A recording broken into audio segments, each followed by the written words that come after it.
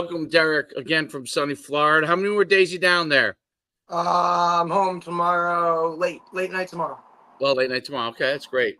That's great. We have a phenomenal guest on today, a legend, literally a living legend in the football coaching space, and he was a head coach for many years at Harvard. Um, he's won 10 Ivy League championships. He had 3 undefeated seasons. He got there in '94, and up until Coach Orridge taking over this upcoming season, he was the head coach at Harvard, longest tenured coach as well there at the time. The accomplishments are unbelievable. The number of winning seasons is unbelievable. The number of men he's touched and helped out over the years, obviously not just at the great institution of Harvard academically, but obviously on the football field as well. Without further ado, let's bring on Coach Murphy. Coach, what's going on? How are we doing, fellas? Coach, thanks for taking the time, man. Really appreciate it. My pleasure. Coach, it's phenomenal to have you on. For the people outside of the coach's space who may not know about obviously your story career, give us the whole backdrop, how you even got to Harvard and that whole story, and then obviously cover your career as well.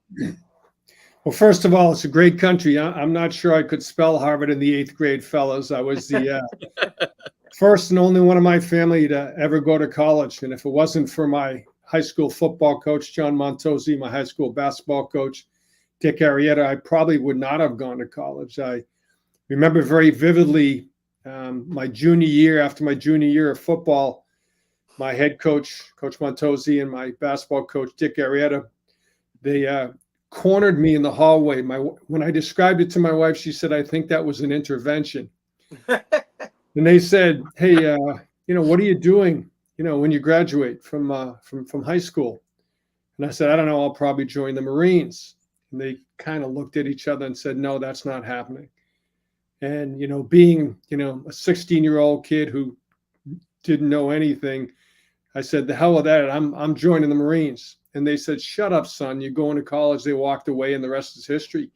And certainly, if I had joined the Marines, that would have been a very noble thing to do. I've always had great respect for the military. But having grown up in a family where no one had been to college, my coaches really had a huge impact on my life, high school and college. And it's, I think it's a tribute to them that I somehow managed, to make them proud and go on to play college football and go from there. I played at Springfield College, a Division II school at the time, had a great collegiate experience. My coach, Howie Vandersea, who passed a year ago, was a great leader, a great motivator, and really cared. And the really cared part was why I got into coaching.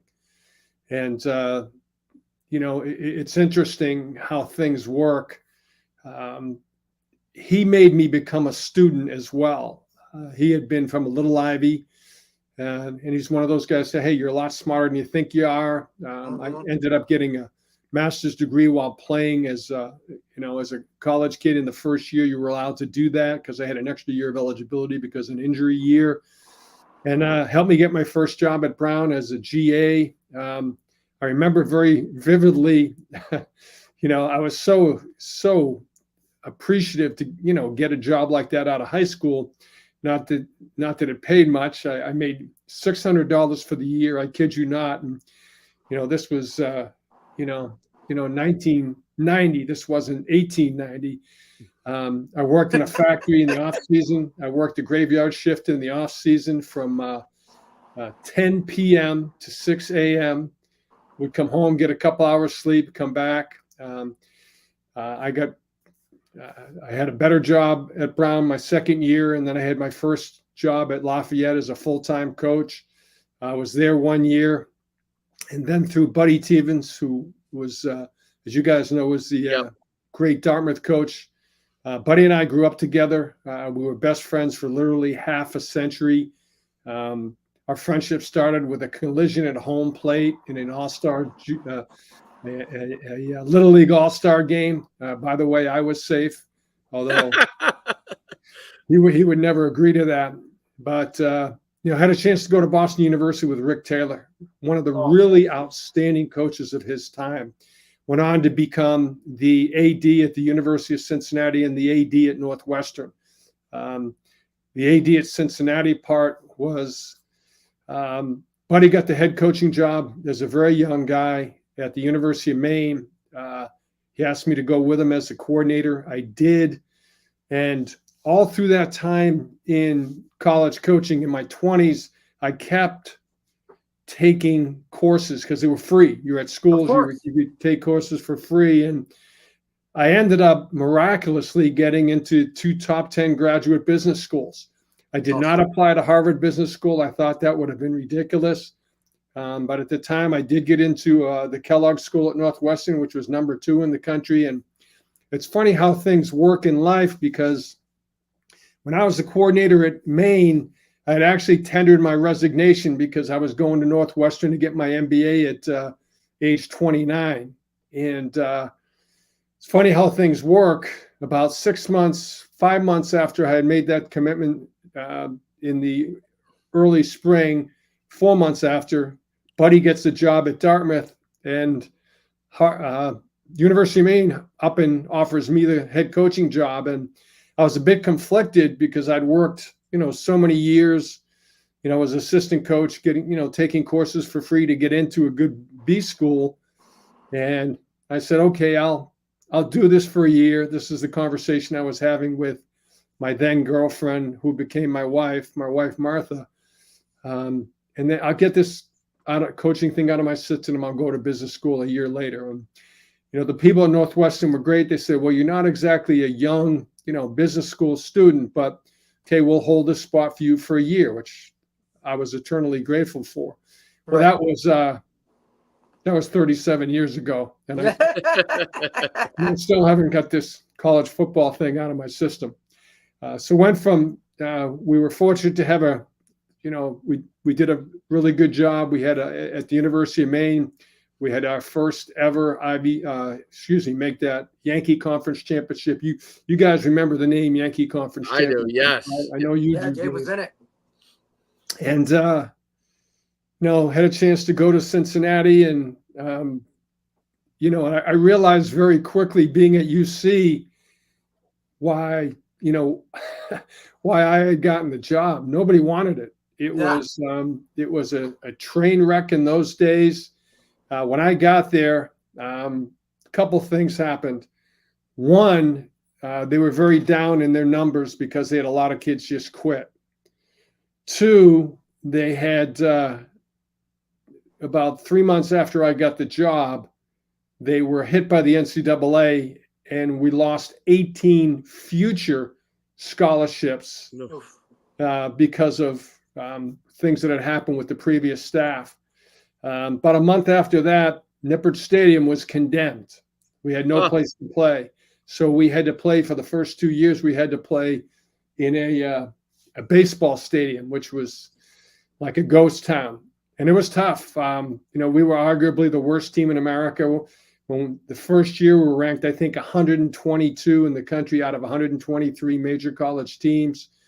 But we hung in there. I had a great AD in Rick Taylor, who had been my boss when I was the offensive line coach at Boston University. They stuck with us, and by the year 5, we had vastly improved, and we ended up actually number 25th in the nation my last year there. And you know how it goes, fellas. If you're fortunate to be in a program that has had that kind of rise and that kind of success, people have this idea of where you're going next. Yeah. Well, I guarantee you, starting with my AD, Rick Taylor, people were shocked when I took a 50% pay cut to go to Harvard. Yep. And people said, you're crazy. It's what are you doing? You could do this, you do that. And right. There were a couple of things. One, like I said, I was the first and only one in my family to go to college. I wanted our children, to understand the power of education. My mom was terminally ill by herself. And the people at Harvard, when I interviewed, I thought I'll take the interview, but this is not something I'm seriously interested in. But Right. Meeting Billy Clary, the legendary hockey coach, and then AD, meeting Bill Fitzsimmons, legendary guy in admissions, Jack Reardon, who basically ran the school. I said, if these are the type of folks that are running this place, count me in. And obviously, less was more, at least for our family. Financially, maybe, but we had an opportunity to build a program. We took a program over that was really struggling. I think by 1996, they had lost seven. They hadn't had a winning season in 7 years. And I think we went on from there to have, I think 20 straight, something like 20 straight non-losing seasons, and just been a great experience on many levels. Yeah, I mean the career that you had is amazing, and I remember getting recruited. And that was one of the reasons why I was curious when we talked offline about when you came there, because the shift in the mentality of Harvard from when I was coming up in recruiting to what you did and what you really improved upon there, and taking your Division I experience and how you built that up, and you translated it right to Harvard, and had a great success. I mean, success they probably beyond their wildest dreams when they hired you. Oh, 100%. No doubt. And so I remember my recruiting process, and almost every Ivy had offered me, but Harvard came in, and obviously it was such a like it was Harvard, so I was obviously very interested. And the Harvard recruiter at the time came in and said, we need to know if you want to go to Harvard right now. And this was, back in the day when you got offered in senior year still, but it was pretty early. And he said it to me. I think it might've been September, like first or second game. He had come in there, and it mentioned that to me and said that to me. And I said, Coach, I just started talking to all these schools. I have no idea. And obviously Harvard is an amazing place, but I was a young 17-year-old, I really didn't, I was just kind of learning the whole process.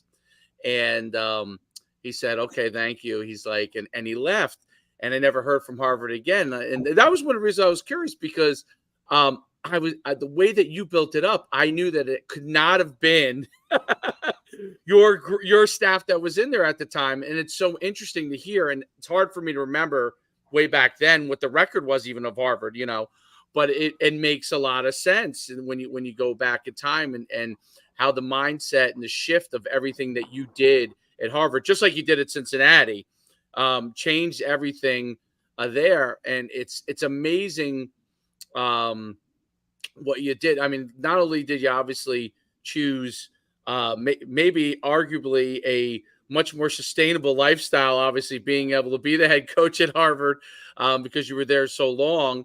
But what you did accomplishment wise and all the players that you work with. And I've met some of your players over the years in different capacities in the football industry. The owner of Stack Sports was one of your running backs. So I did business with him in the early years of our camps when we were running showcases and camps, and he was a brilliant guy. I mean, tough guy too. Tough guy, brilliant guy. And it's just a tribute to what you've done over those years.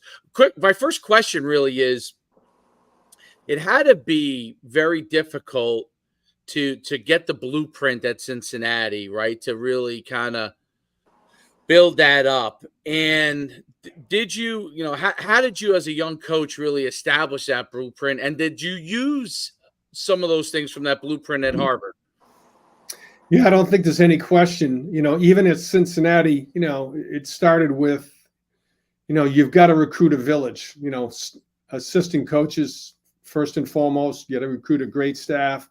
We had a great staff, many of which who ended up in the NFL. I've had two of my former coaches become head coaches in the NFL. John Harbaugh still doing an amazing job, Yep. with that team. But we're the ultimate human resources industry. And if you recruit great assistant coaches, guys that are really going to roll up their sleeves, go to work every day, guys that are going to be able to connect with student athletes, guys that are going to be good recruiters in the best possible context.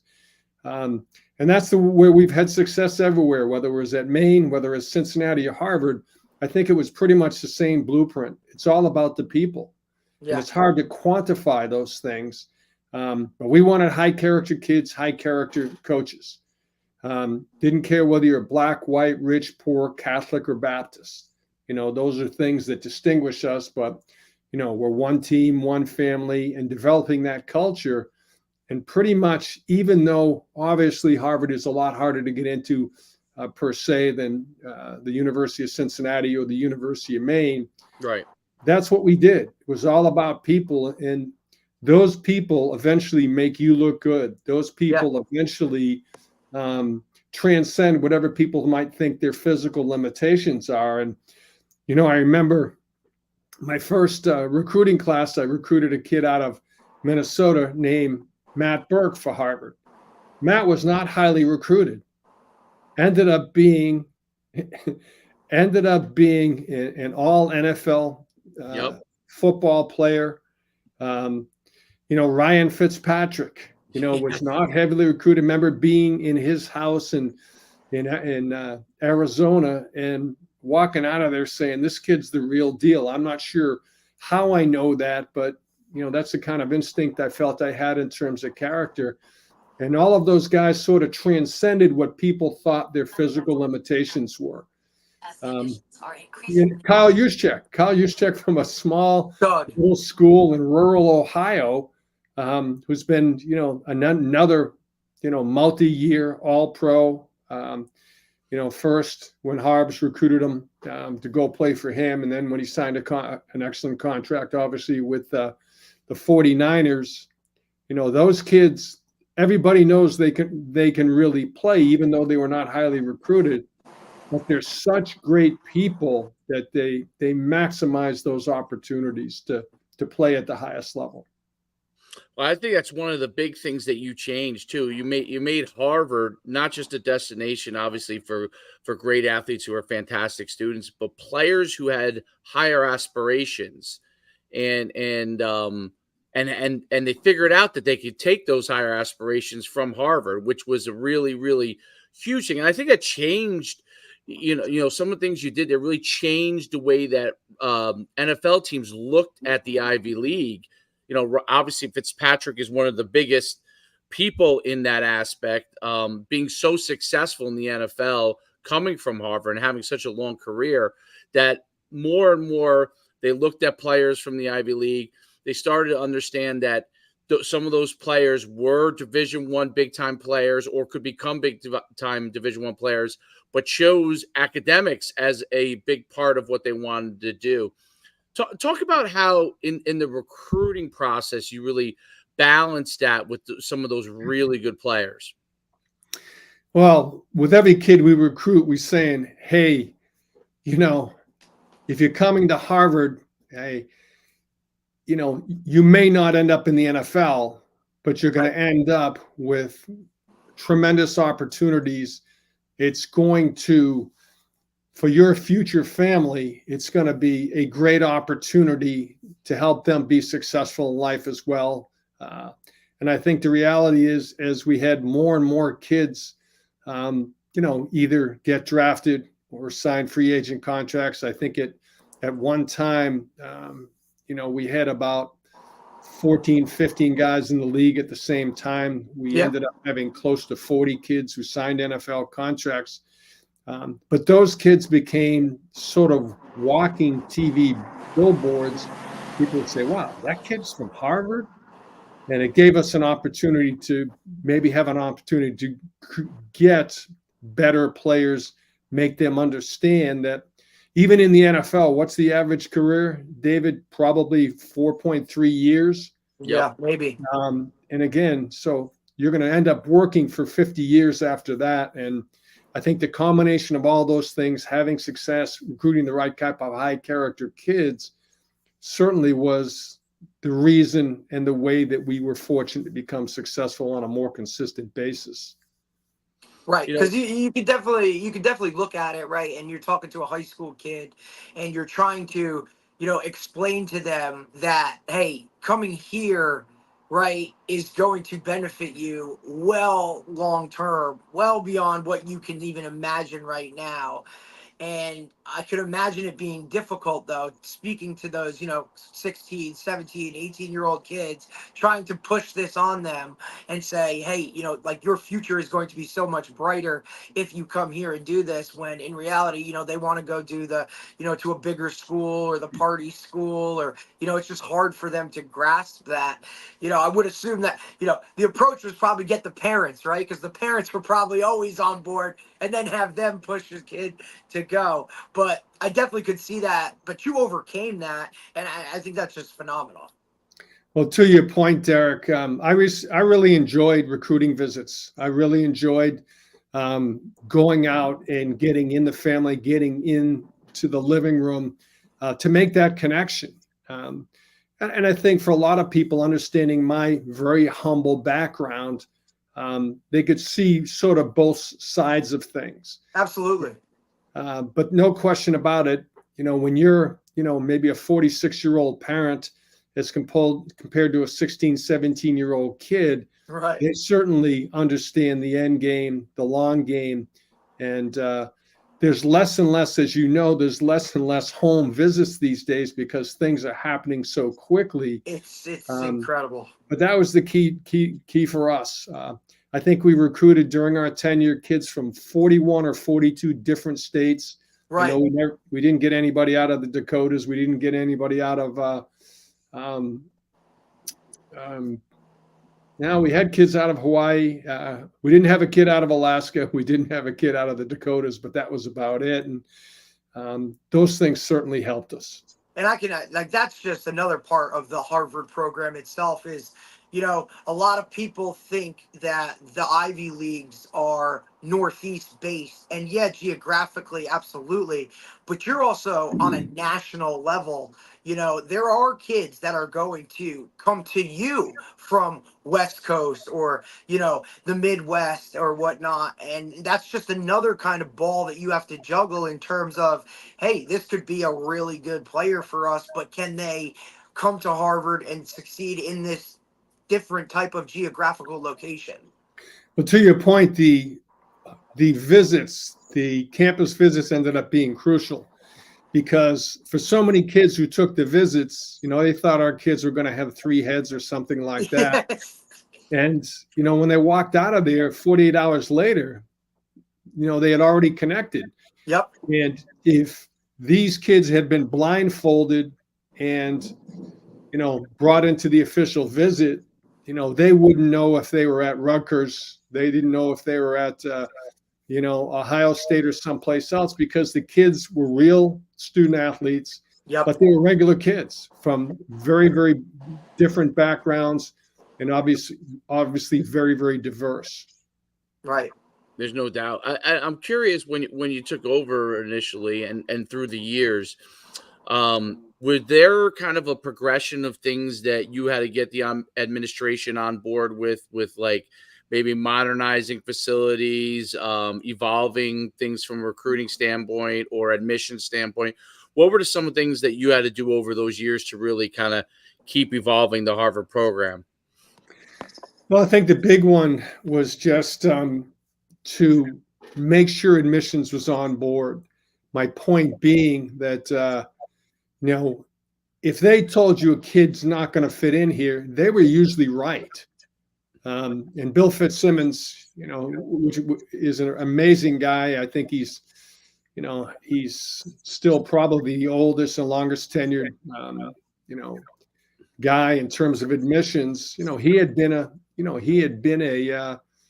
athlete. He had been a hockey player and he had been a working class kid. And so he understood the context of what we were talking about. And it was like anything else. Okay, he took some chances early on some kids that they may not have taken previously. And those kids did incredibly well, which obviously gave you an opportunity to get, a lot more credibility and for the admissions people to work with you and trust you. And at the end of the day, the reality statistically was Harvard graduates 99% of its kids on time. Well, we graduated 99% of our football players on time. So from that standpoint, we had a great relationship because we trusted each other. I think the second thing is what really helped us in recruiting is you don't have to beat kids over the head that Harvard's a good school. But I would always say to a kid, Derek, as an example, I say, hey, Derek, who's got the largest Division I athletic program on planet Earth? And inevitably, they would say one of three schools. They would say Ohio State, Michigan, or Alabama. And I would say, no, it's Harvard. And they'd get a laugh out of that. And I'd say, no, it really is Harvard. They go, Coach, what are you talking about? I said, we've got over 40 Division I athletic programs. It's almost twice as many as any school in the Big Ten or the SEC. So do the math. We have more recruited Division I athletes on our campus than any place on planet Earth. And we use that obviously to our advantage, but admissions really appreciated those kids. They were not recruiting those kids because they're athletes. They were recruiting those kids because there was high character kids who managed to be successful on many levels. Right, and I think that was a win for you, right? Taking that risk, and now you're able to kind of move ahead and say, "Look, we took a risk here. It worked out. We can now let's go do it again." Well, I think that's also really a great thing with the number of student athletes on campus, which I didn't know that fact, but that they felt comfortable, right? So this was a place that was friendly to athletes. There are going to be other people like them that are playing other sports that they can know. And I think that's a really, really great recruiting tool that you identified because, athletes that is always a comfort level that they have. Oh, there's the soccer team or the basketball team or the track and field, whatever it is, sports wise, those are athletes. And the fact that there's so many athletes on campus, right? It's not just Mark Zuckerberg, who's an absolute genius, right, on campus. It's also athletes like themselves who are exceptionally smart and want really good athletes and want to get a Harvard education. So it's really amazing tool. I'm curious as to like how you've seen recruiting evolve, because you especially at Harvard, not just when you were at Maine and Cincinnati and going back to when you were playing at Springfield, but really those years at Harvard, because it has changed so much recruiting. It's mind-boggling. Just when you think it can't change more, it just continues to change. Talk about the things that you've seen and maybe the good, the bad, and the ugly of it in recruiting. Well, Dave, to your point, I mean, when you're at any school for 30 years, you transition, okay? Like anything else in life, and football as in life, the only constant is change. And I think like anything else, you have to adapt, whether you're in a Fortune 500 company or whether you're at Ohio State or whether you're at Harvard in the Ivy League, you've got to continue to adapt. And we did continue to adapt. We were always trying to build a better mousetrap, if you will. We would make sure that we would try to be ahead of the curve on so many things. But if you look at now, to your point of where college football was when I was the coach at the University of Cincinnati to where college football is now, well, you got to go really deep into the weeds, because agree or disagree with this. In the NFL, okay, there is parity. Why is there parity? Well, everybody's got the same salary cap. Next year, it's $244 million. So everybody has the same amount of money to spend. Okay, if you have success, let's say you're the Kansas City Chiefs and you have success and win a Super Bowl, what happens? Do you get the first round draft pick? No, you go to the bottom. You go to the bottom of it. So there's a way to keep parity. If you look at it now, and this is just one person's opinion, when people ask me what is going on in the NCAA, I said it's simple. And they go, what do you mean it's simple? I said it's simple. It is absolutely positively professional football, but with no rules. And they laugh. I go, no, there's no rules. You're like, no. You look at, if they at least had the NFL model, there'd be some equity. And Correct. that's why you see so many of the halves now they have to be in either the Big Ten or they have to be in the SEC. And what's going to happen to some of those leagues without those schools? Right. The rich will get richer. It will become those two powerful conferences. And it's really, in my humble opinion, it's such a shame. It's just crazy. Especially Completely off the coming from rails. and especially, not to cut you off, Coach, but especially coming from a place like the Ivy League, where geographically you're all in the same kind of, like, those. Now you see the Big Ten, and you got USC, UCLA. You're stretching all the way to the West Coast, and look.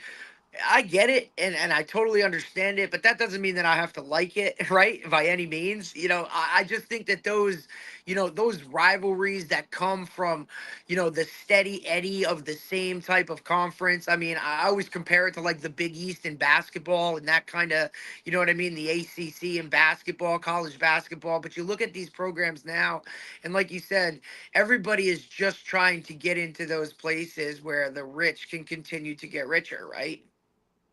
No question about it. And if you look at the NCAA, they probably couldn't have a better commissioner than, former Massachusetts governor and, by the way, Harvard athlete Charlie Baker. Tremendous human being, extremely bright guy.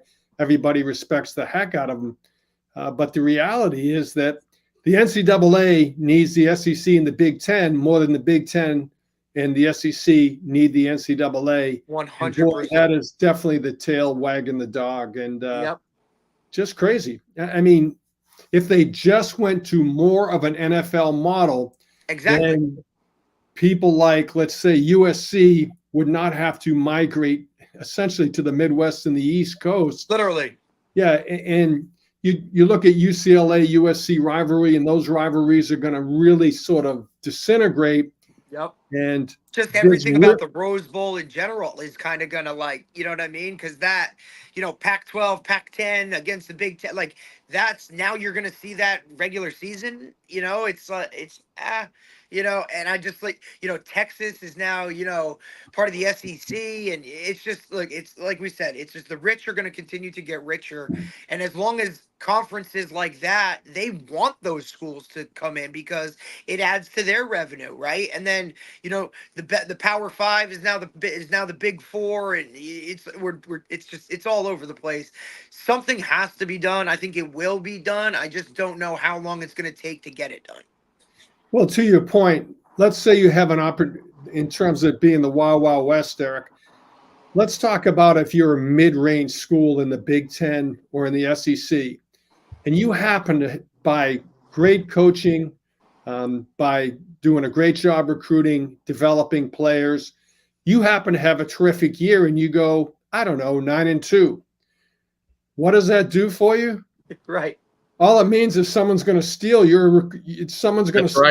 steal your players. And now, instead of after you've put all the work in, you got it. And instead of having to recruit, let's say 16 players, now you have to recruit 36 players, and it's out of control. I don't think it's sustainable for the national institutions of the game. And what are we teaching our kids? When it gets tough, I can just go wherever I want, right? You got it. And there's going to be someone there that wants me to do that. Correct? And you see it in the video games they play, right? So now the NCAA game, right, Derek? And we were talking about the other day. The other day, it basically, like, you do well, like the players these kids create, they get offered the transfer, and then they transfer again. So the video game, is basically promoting it within, because it's just mirroring what's going on, right? So because that's all those games do. They mirror what's going on. So it's really, really interesting. But all the players playing, the young kids, that's what they do. They're playing it in their locker room, and they think that that's a normal thing. They start to think that that's a normal thing, and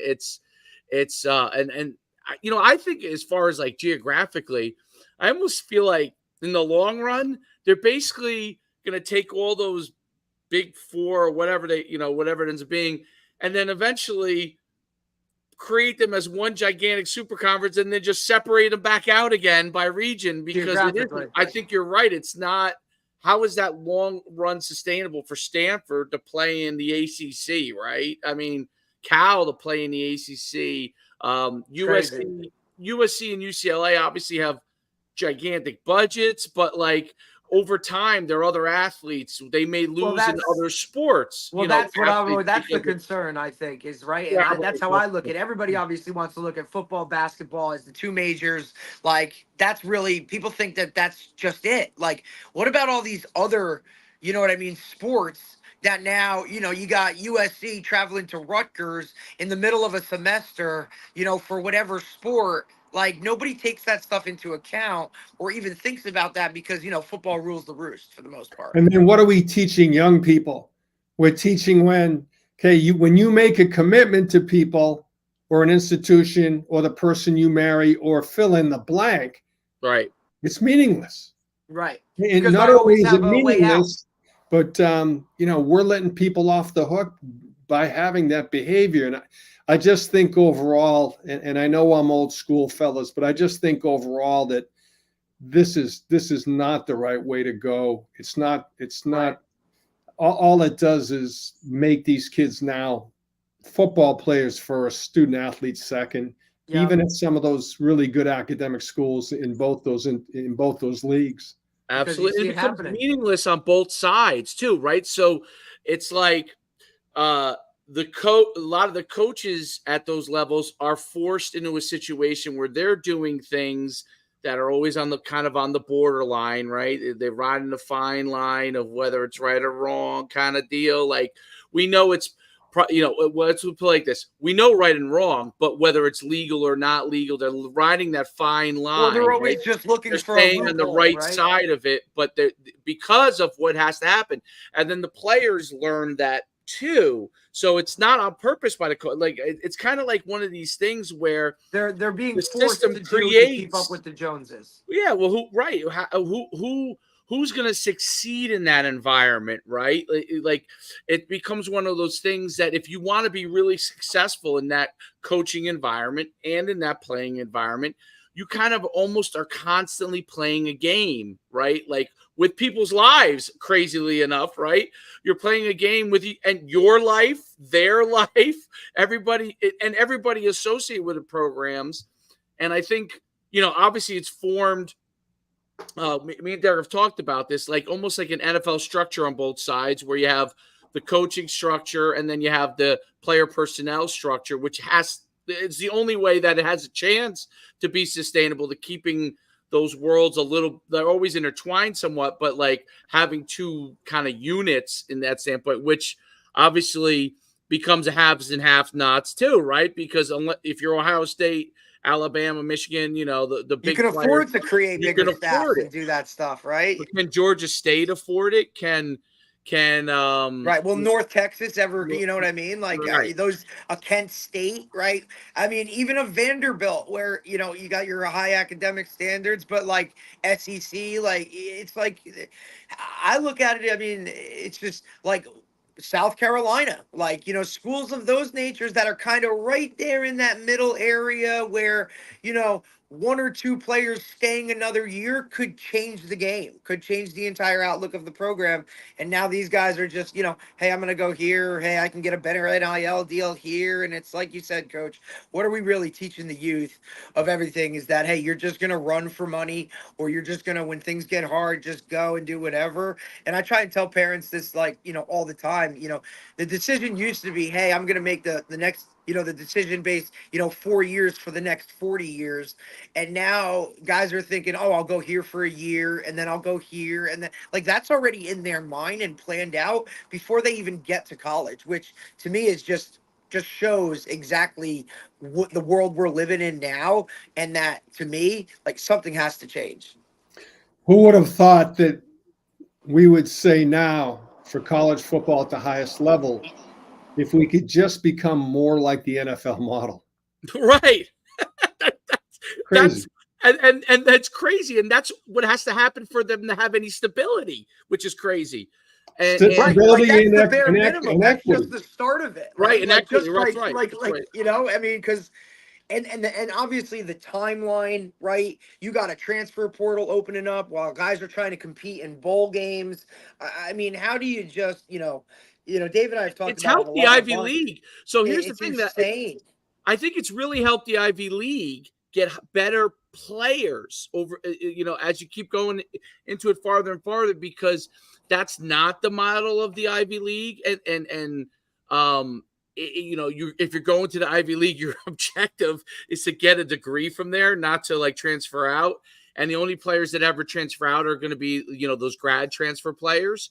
So Right, which I also think is a great model too, because and it's a that's home run look, for the Ivy I League. think that's a selling point as well. But I'm just saying, like, that's Right. also a selling point. Hey, look, To man, become. like you can come here for 4 years, get your degree at an Ivy League school, and then look, if you're good enough, I will help you get to that fifth year at a bigger institution where now maybe you could make a little bit of money before you go and get drafted, right? But that process itself, it's not, hey, I'm going to develop you for a year and then go, right? That's come get your education first, then I can help you. And then with the success, because I've seen a lot of those grad transfers, a lot of those guys come from the Ivy League, and I think it just kind of puts a stamp on, hey, like, we here have some good football too that can produce some high level NFL guys at the same time. But they're also like, this guy already has his degree from Princeton or from Harvard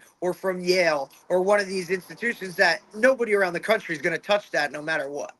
Well, to your point, I have been completely on board with that, to the point where we've had kids that have been starters in the Big Ten, the SEC, the Pac-10, the ACC. In every major conference over the Right. last 5 years, we have had starters there. They Yeah. have gotten a free master's degree, let's say an MBA. They played another year. They've had a great experience, and that actually has been a boon for the I Ivy love that. League, and certainly for Harvard, boy. And next year we'll have a kid who's going to start for Florida State, start for Louisville, and start for UVA as just a couple of examples. Jake Right. Rizzi, Thor Griffith, and Tyler Neville. Three great kids are going on to get a Right. graduate degree, and even when a kid might have had an extra year, maybe because of an injury or COVID, they'd ask me, Coach, what should I do? I said, you Right. got to take this opportunity. Absolutely. And I think that's what I say real coach does, but a coach that cares about his players, like unconditionally, will have those hard conversations. The honesty, I think that's really where coaching, you can separate yourself as a coach, is I think the ability to have those hard conversations with players and sometimes have to tell them things that they don't want to hear. I think that's just what separates, a good coach from a great coach. Yeah, and I think that the grad transfer thing was the original, the original free transfer was the grad transfer, right? Right. So I was always thought, hey, this is great. Guy's there for 4 years. He gets redshirted at a Division I school, or he goes to Harvard and he sits a year and he graduates in 4 and he has an extra year of eligibility, right? Or he goes to any one of these schools and he has an extra year of eligibility because of him graduating school in 4 years, right? Or 3 years, whatever it is, right?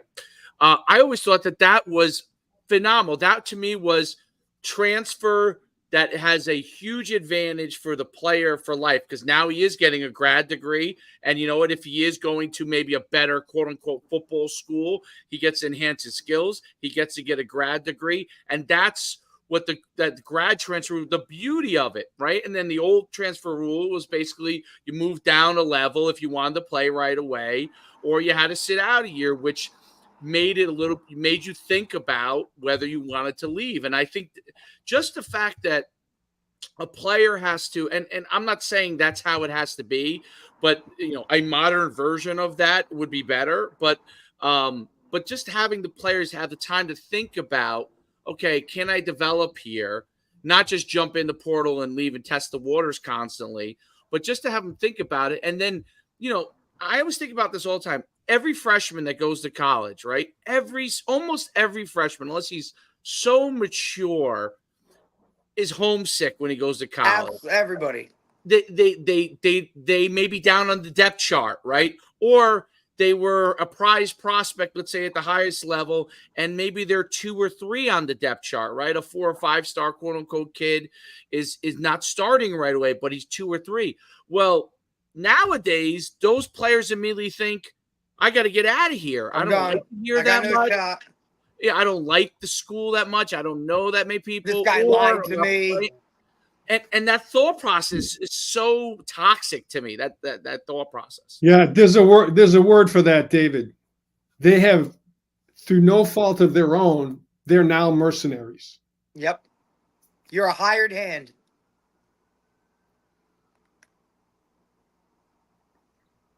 All the athletes now are Hessians, like in the Revolutionary War.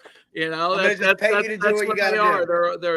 They're paid to fight, and I also think that your point about like how do you developing programs every year? You have to constantly develop programs every year and figure out. Right. After years of coaching high school football, I'm coaching youth kids, right? And it's hard with youth parents if their kid isn't playing that much, right? Or he's not there yet skill wise, and having just those conversations. I always think, how do you have a conversation with the guy who's 3rd on your depth chart? Okay.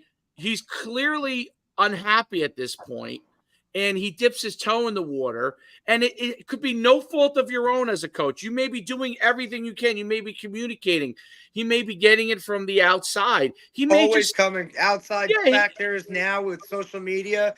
There's so many of these, trainers and handlers and, quote unquote street agents. These guys have their, youth coach from. They're human beings, though. I'm saying they're human beings, and they get their.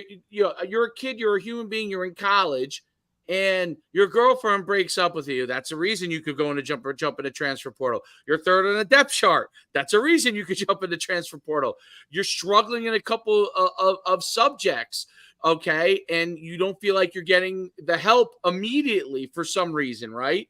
You could jump in. There's so many things. It's so hard for a coach and the player on the flip side to manage all this stuff because you're getting all these forces. And we've talked to a lot of coaches, and almost all the coaches we've talked to have been phenomenal guys. And they communicate more than they ever have, but no matter how much you do, you're never inside the head of another person, right? Nope. So when there's no parameters per se, or limited parameters, it's very hard when somebody, a young man, 19, 20, I like to call him a kid still, but, I guess you can't call him a kid. To me, that when I see a 19, 20-year-old, to me, it's a young adult, right? Still on the borderline of being a kid. And that mindset of, oh, it's not working. Because I was there as a player. I remember my freshman year. I remember it. I remember thinking, why am I not playing right now? I think I'm better than this guy. I got hurt. Coach doesn't want to talk to me anymore, right? It's not they didn't want to talk to me. It's just he had a lot of other things to worry about, right? And you start to think about these things as a player. And if I had a transfer portal I'm just being honest with how I was back then at 18 years old. If I had a transfer portal, another school said to me, hey, you can come here and play right away and blah, blah, blah, blah. There's a chance I would have definitely looked at it. And you know what? My career ended up being great. I learned a ton of things from having to stick it out, right? And having to stick it out, going through a coaching change, which was tough, okay? Being loved to not being loved, to having to be loved again, figuring out what the coach needed from me to be a player that was on the field. And those are real life skills that which happen in life. Now, what are you going to do? The first second your wife gets mad at you, you're going to up and leave, and believe me, it's going to be a lot worse with your wife when she's upset with you than it is when your coach is upset with you. Well, to your point, fellas, and we're all saying the same thing. You know, we're supposed to learn life lessons through playing college football. Now the lessons are, hey, when the going gets rough, just get a divorce. You know, I heard baseball, and I didn't know this because I watched the College World Series, and I heard baseball as much of an issue it is in football and basketball. Baseball, it's a monumental issue, and I've watched a bunch of things on it because those guys are not on full scholarship either. So Nope. you know they're getting they're getting 25% plus a lot, and we're talking at the So biggest now when they program, see those right? NIL deals, they're like running. Well, that's exactly what's happening. So because some of them, so if I'm getting a 50% scholarship at, I don't know, let's say Tennessee, and I have a great year, and Tennessee doesn't come up with an NIL deal for me that covers the See you rest of my later. education, and let's say, I don't know, LSU does, they go over there. So they're still only paying, they still have a 50% scholarship, but the NIL is covering. So these things are going on in baseball that are like, because you could have a quote unquote walk on, but give him an NIL deal for the full Which amount. is the issue right now, and that's Right. why I think you're seeing. It just came out a couple days ago, and I'm sure you saw, Coach, that they're going to increase the scholarship limit. For football, it's going 85 to 105. I mean, I Yeah, think they've already that's done that because they're paying guys. Coach, you took the. That's already what I'm talking about. The PWO world is now non-existent. Like, hey man, we're gonna label you a PWO, but this NIL is gonna take care of your everything you need, plus get you a new $100,000 car or whatever. Because you go to some of these facilities now and you look in the parking lot at what these kids are driving. I'm like, I I'm doing guarantee something it. I wrong. guarantee That's you for they were sure. driving a better car than I was at Harvard. I mean, and look, and look, I'm not faulting the kids or saying, talking negatively, because go get it, man. If you have the opportunity, I mean, that's your gig. But just keep the core values of like what, like you are a part of the small percentage that gets to play this game at this high level. You know what I mean? At least, you know, I understand that you got to take care of you and whatnot, but also like this is the ultimate team game, and you're not doing anything as a quarterback without those five guys in front of you. And I'm sure as hell they don't have the NIL deal you do. You know what I mean? So I just hope that these guys are understanding that whole part of the Well, process. and the genie in the bottle thing is tough. That's the hardest thing about all of this is what once the genie's been let out of the bottle, okay, and all these things are, it is, I'm not going to say it's impossible to put it back in, but it's pretty close to impossible because all you're going to be able to do is you're going to have to figure out some level of parameters that 100%. You're that gonna that have to now can rein this steer whole it. thing Look, in. It's steer like it. cattle. It's like the cat, right? Cattle. You got a group over here, group over here. Everything is scattered out among the whatever. Well, now somebody's got to come in as one of the ranchers and kind of like, hey, we got to get this thing. At least everybody's got to get in the same field with fencing so that we can at least go there, right? Now, I'm going to tag you different. Some may be bigger, some maybe not. But I also, and now we have to differentiate and kind of understand like where we're going from here. So like we said, the rich just aren't going to like continue to get richer. You know what I mean? I mean, you're looking at Oregon where they've already said like, hey, you have unlimited NIL, whatever you need, like this is happening. I mean, how can you be Rutgers and compete with that, right? Or any of those parameters. And that's not even going into the actual like paying of the athletes, like through their collectives and all this other kind of stuff. Like it's just a lot that has to be reined in. I think these guys really, and Dave and I talk about it all the time. It was originally like, hey, these guys are going to show up to a little card shop or something, do an autograph session, and make a couple $100, and it's turned into, oh my god, like this guy's getting an endorsement from Wendy's. Yeah, as we talked about right now, the NCAA certainly cannot rein it in because they don't need the NCAA, which is Correct. really, really tough. Right. But you're going to have a quadruple A professional football program. That's right. It's simply the minor leagues. Like Really? in Yeah. a very With way better pay and no buses and bed. right, This right. isn't Bull Durham, bro. Yes, that's right. No, it's really interesting. The one day when this, if it gets figured out, because the here, to me, trajectory on things are this, right? You're 100% right. It's a minor league system, and the trajectory is this. Now, does the what do all the FCS programs and the Group of Five programs do, right? So if everyone breaks away, like It's why I think you see a lot of them trying to be FBS now too, as well, right?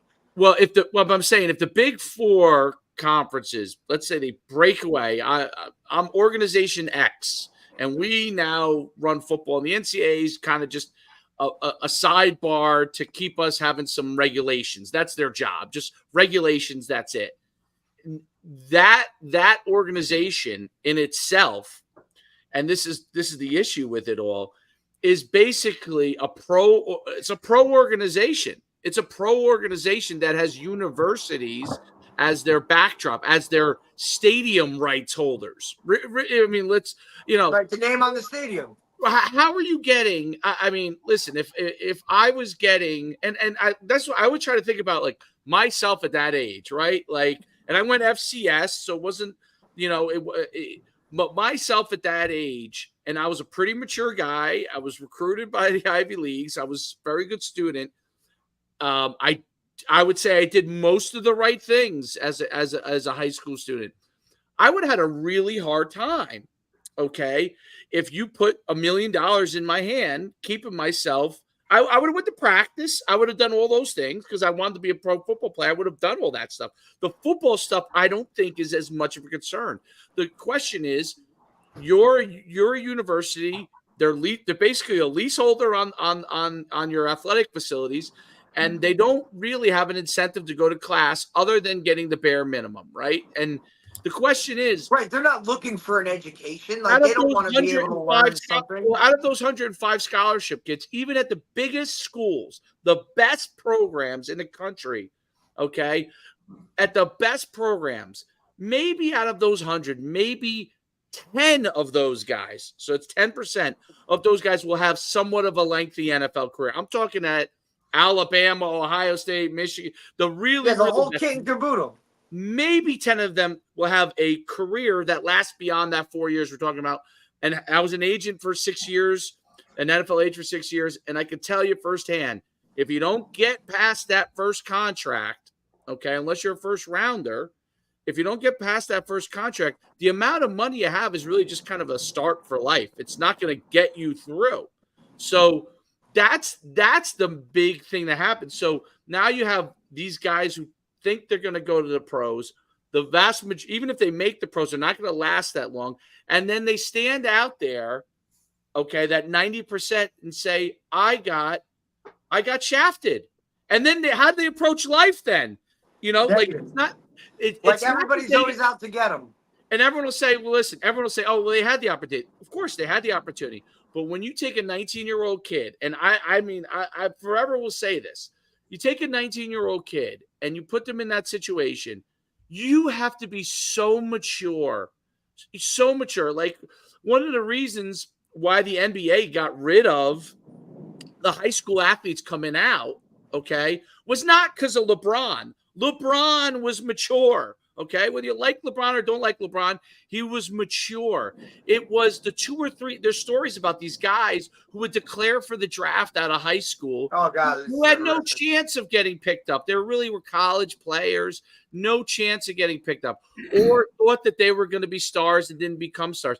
That was really the reason why they went to the kind of the freshman year rule. And I don't even know if that's enough, but like, that's one of the reasons why basketball went to that. It wasn't because of LeBron. See, everyone goes and points to LeBron or Jermaine O'Neal or some of the guys who really succeeded. Kevin Garnett, and say, well, those guys were that 1% of the 1% that were mature. 1% of the 1%. Most young people, they could be very smart, great parents, and still not have that maturity. You know what I mean? Let alone kids that maybe come from broken homes or tougher situations. Yeah, that's a whole different. A lot harder without guidance. And I think that's to me the thing that, like, we're just kind of, You know, and it's an easy thing to say, hey, you know what, you had your opportunity and you didn't take advantage of it. Yeah, that's only a part of the story. What do you think, like, from your experience? And I'm not asking to solve anything, because it might be impossible, right? But from your experience, what are the things that you see young people that need to have in order to give themselves? Because you're at Harvard and you've seen a lot of your players really do really well. What are some of the things that you think players need to have that opportunity to be successful in life? I think it's character and discipline, no question about it. And to somehow grow up in an environment where they understand the power of education, they understand the limitations of, college football is only going to get you so far. And that's not just in the Ivy League. Yes, you're going to have kids in the Ivy League and certainly at Harvard that can play at that level, but what percentage is that? And you're going to find out the same thing in the NCAA. And the reality is, and to your point, so many of these quote unquote kids, all of a sudden at age 24 are going to be saying, what the heck do I do now? Right. Because they've always just had that, hey, I always have an opportunity, or somebody's coming at me this way or this. They've never gone through that, process of, getting knocked down and then being built back up with support and all the other stuff because they're just, every time they've been knocked down, they just turn and run.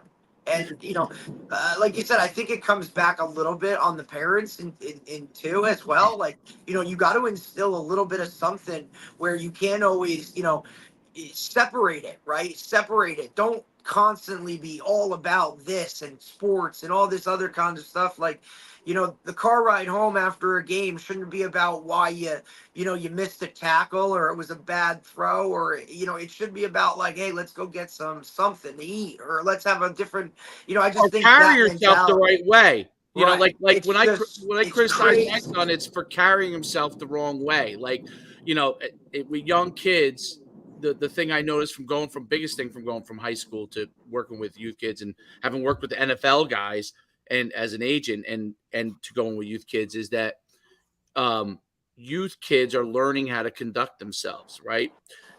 They let their emotions get the best of them. Okay, now we saw what happened. How do you get that emotion in the right way? How do you get into a positive direction? How do you get control of yours? Because I have to do it with my own son. How do you get control of yourself so you can think clearly on the field, right? And how does that help you going forward? Well, you know what? When you get upset in school, when the teacher tells you to sit back down, or you're talking too much, do you get control of yourself or do you talk back, right? Like, these are like small things that can be addressed right away, and those are things that really I think help them in the long run, that I think we're starting to miss. Like, it's like, okay, you're on a team. All right, well, when there's 30 kids on the team or 40 kids on the team, not everybody gets to touch the football or basketball, or whatever it is, right? How do you adapt? How do you contribute when you're not touching the ball? How do you contribute when you're not the star, but you're one of the guys, right? How do you learn to handle it? And I think those are things, that skill sets, where when people could just jump from thing to thing to thing, you never learn, like, how do you handle that? Because at some point, you're not always going to be the guy. I'll give you one stat. I'm curious your thoughts on this. But, well, Dave, to your point, I think, and I agree, we always modeled football as an opportunity to really learn about life. Okay, great life lessons you learn in college football. There's going to be a lot less of those great life lessons with the new and current model. That's a great point. And then that's what we've always preached, right? And then you say to yourself as a coach, you're like, wait a minute, this is what I've always believed my whole life, and now that's changed. And so it's a weird place to be too. So not just a negative thing, but it's a strange place to be, because you've thought of football in a certain way always, and that's changed a little bit. Not that you conduct yourself the right way, but the outside environment. One of the things I thought when Derek was talking about, like, the money these guys can make, I saw a stat. They had a thing about, like, these influencers, and they did a study on the top, I think it was like the top 100 influencers in 2000. I want to say maybe it was 14 or 15, something like that. Who were those guys on like YouTube or TikTok, any of those things that were the top people, the most influenced people making the most money. Out of those 100, only 5 of them were still around making money. But it's So like the that's world so people were making short-term money, right? and it's But in just the like an long run, NIL they had to deal. do something else. Even those people. So that's kind of what you see with like the NIL is kind of like you're kind of like a influencer in a way. And if you don't take care of the other things, only 5 out of those 100, that's shocking to me. Yeah, Derek, I'm sorry. I cut you off. No, you're good. I just think it's very comparable to what these guys are like, and especially when we're talking, God, like this all originated. Scholarships were to get your academics paid for and be able to play your sport at the same time. Student athlete, like, yeah, I might be old school, right? And we're only talking, college for me was, my last game was 2007, right? But I just always felt a certain type of way with that title as a student athlete, right? Like I walked into class and professors, hey, nice game this weekend, bro. Like I that was just such an appeal for professors and people to know that you were part of something that was promoting positivity for this university. And to me, that was just like I really don't know how I would have even approached this world. Look, I was a mediocre player, but I played FCS. I was at Sacred Heart. I had family stuff that made me transfer down to a Division III school in Montclair State, and I played for one of the greatest coaches in the history of the game. So that was, an entire process. And Coach G, Coach Gene Cola, always preached like, guys, every one of you has your own situations going on, and I'm going to coach each one of those situations. But at the end of the day, you're still a team. You're still a student athlete. Your education is always going to come first. And that was just a thing. Like being a student athlete, having that title was something that I don't know if these guys respect that as much. Well, to your point, Derek, I think you just made a strong case for at the highest level of college football now, student athlete is an oxymoron at best. Yeah, and it's interesting because having been to the Harvard Yale game and having at Harvard and having been to the game and seeing what that is like and the atmosphere of what you would call a college football. First of all, it was obviously packed to the gills, and so anyone who's ever been there, like who doesn't understand Ivy League football, like that Harvard Yale game, I mean, it was unbelievable. I went with one of the guys I played ball with in college, and he lives in the Boston area, and we went to that game, and we had such a great time. The people were great, and the atmosphere was great, and the positivity was great, and you got to feel what Harvard is like the school, the atmosphere, walking through the campus, going to the other side to go to the stadium, right? And really that whole atmosphere is such an amazing thing. What I'm curious, what about Harvard and the atmosphere of the Ivy League makes it so special and different than other experiences? I mean, that maybe you had or that your players say they've had in school and sports. When we recruited kids, fellas, we would say, here's what we believe this opportunity can be for you. You can have an opportunity to play a high level of football. It's Division I football. No, it's not the SEC. It's not the Big Ten, but it's Division I football. Okay, if you're good enough, you work hard enough, you work smart enough, you can also have an opportunity, even though statistically speaking, it's not a great percentage. You can go to the NFL. We had, like we talked about, we've had kids become all pros. But the reason you're coming here is it's going to give you an opportunity to get the best possible education, to have a great collegiate experience on and off the field, and go out into the world and do what you're going to do. And and that's why I'm such hugely bullish on the Ivy League and certainly on Harvard football. It is a phenomenal 100%. opportunity, and but again, it's not pro football.